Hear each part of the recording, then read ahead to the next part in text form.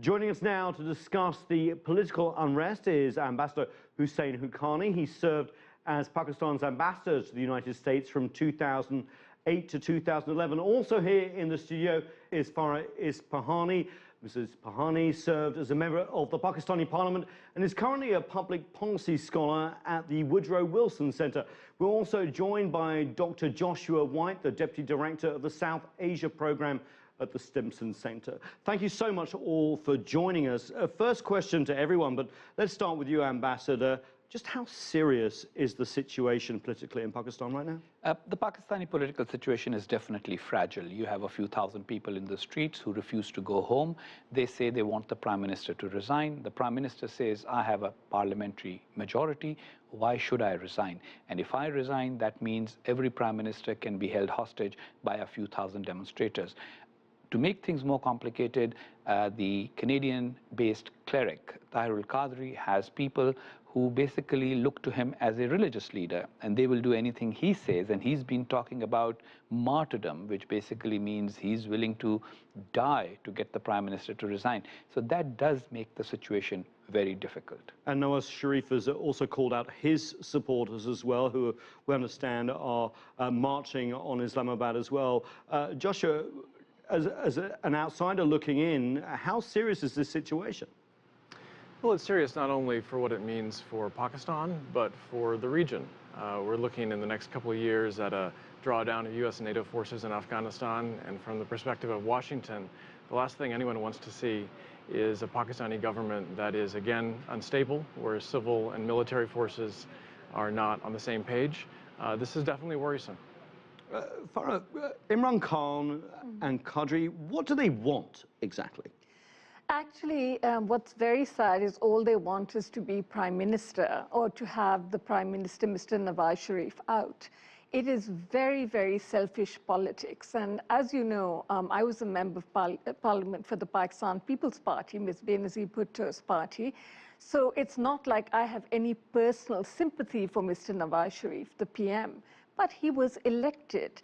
We've had the first ever historic election in Pakistan where you had a democratically elected government finish its 5-year term, and then an election, and you have Mr. Nawaz Sharif coming in with a big majority, a mandate.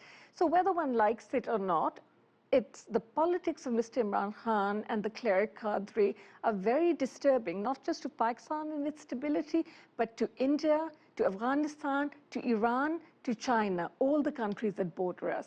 Ambassador Haqqani, would you agree with that? Nawaz Sharif has a mandate, and has he done anything wrong? Well, the protesters claim that he won the election, which was held 14 months ago. They've taken 14 months to start saying the election was not free and fair and was rigged. That in itself is a flawed argument. Usually you protest against a flawed election right after the election. And as far as Mr. Sharif is concerned, his weakness is that he's not a consensus builder. He doesn't consult people that much. Even when you're an elected leader, you should talk to the opposition, you should talk to other parties. He didn't do that. But that said, there is really no justification for trying to bring down an elected government through protests of this nature. And these are very raucous protests. There's rock bands. It's like orchestrated, organized protests, not natural people kind of pouring out into the streets on their own. What that means is that tomorrow when Mr. Imran Khan is elected Prime Minister, somebody can do a similar exercise with him, bring out 5, 10, 20,000 people. Should a Prime Minister resign after receiving millions of votes just because a few thousand demonstrators want him out? Is that the right way to do it? What Mr. Sharif should be doing even now, though, is to change his image as somebody who is an elected but authoritarian Prime Minister and become more of a consensus builder. But that's a separate story.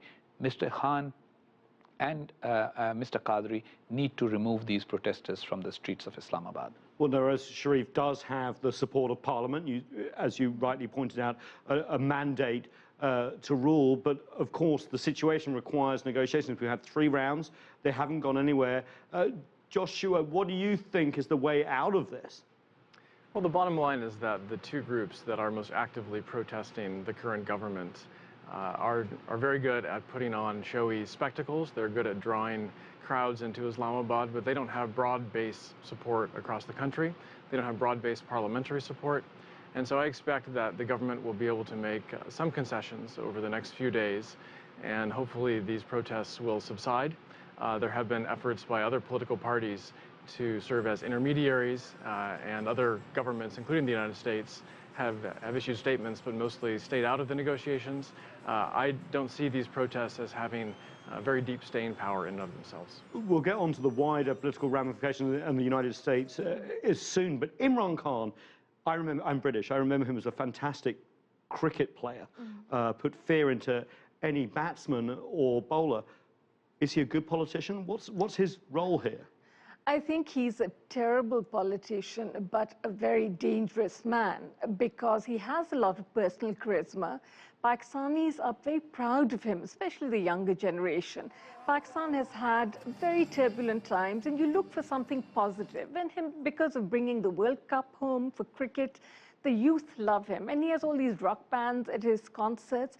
But he is a dangerous man who doesn't understand politics, and especially politics in a country like Pakistan, where the military is always waiting to destabilize democratic forces. And whether he has done this to weaken the democratic forces on purpose or not, he has achieved that.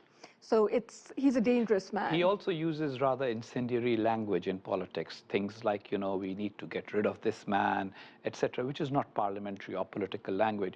It's one thing to throw a really tough ball at a batsman, but politics is not really just about throwing balls at somebody else as part of a game. Well, we have a volatile system at the moment, as you know. In the past, in Pakistan, if things get too volatile, the army do move in. We've seen mixed signals from the army. Ambassador, you first, because you've been ambassador for Pakistan. Do you think the army will intervene? I think that the army does not want to intervene. The army would like to continue to have full control of foreign policy and security policy. I think that whatever leverage Mr. Sharif had has lessened because of the protests. So he's been weakened. So he's been weakened in his relationship. He has been weakened in relationship with the military. That said, the military just does not have the stomach to take over. Farah, do you agree? Absolutely. And in fact, all the strides Mr. Sharif made with India, with Mr. Modi going for his inauguration, etc., the military hated it because it's always painted India out to be Pakistan's mortal enemy. And all of that, a lot of people feel, informed observers, that the military has used Mr. Khan, whether in his naivete or not, to do all of this to weaken Mr. Sharif to a point where India talks, etc., anything to do with foreign policy is no longer in the hands of the elected civilian government. All that power has gone back to the military. Joshua, talking of the military, the US, of course, very much involved in Pakistan since 9/11. They have funneled a lot of influence into the military. Do you see the military intervening here? I think it's unlikely. The irony of the situation is that however weakened the civilian government may end up after this drama subsides, the military, before all of this started, could essentially do what it wanted anyway. It had its prerogatives with respect to the issues it cares about, India, Afghanistan, the relationship with the United States.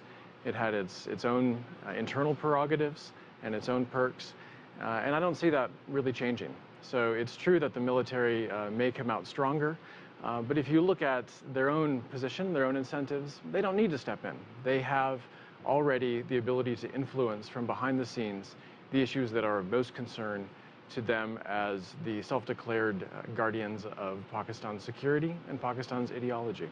Fascinating. Next, we'll explore Pakistan's relationship with India and other countries and why top-level diplomatic talks were recently cancelled. Stay with us on The Heat.